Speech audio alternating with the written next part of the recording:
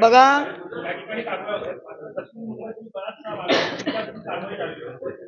नाही मी कुठल्याच मुंबईकरांवर, मग ते फेरीवाले का असेना, फेरीवाला धोरण आपण आणलेलं आहे.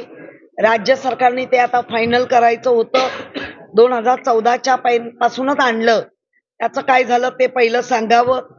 आणि फेरीवाल्या धोरणामध्ये म्हणजे फेरीवाल्यांच्या माध्यमातून तुमचा जो अजेंडा आहे, नक्कीच माझा उलट आणखीन म्हणणं आहे, नुसतंच रोहिंगे बांगलादेशीय नाही, बांगलादेशीयांच्या पंतप्रधानांना इथे आश्रय का दिला त्याचंही उत्तर द्या. अरे केवढ्या टॉपच्या वयाना तुम्ही इथे आश्रय देताय. आणि गोरगरीब ते जर बांगलादेशीय फेरीवाले आहेत, तर त्यांना आधार कार्ड कोणी दिलं, त्यांचं रेशनिंग कार्ड कोणाच्या आत्या खातीरमध्ये येतं, त्याच्यानंतर जन्म मृत्यू हा ते 2 डॉक्युमेंट बघितल्यानंतर दिलं जातं. म्हणजे मुंबई महानगरपालिका आद्य कर्तव्य आहे की ते दिलं पाहिजे. मग तुमचा आधार कार्ड कोणी दिलं त्या लोकांना, आधार कार्ड देताना तुम्ही काय तपासलं तेही बघायला पाहिजे. फेरीवाले मुक्त विभाग व्हायला पाहिजे.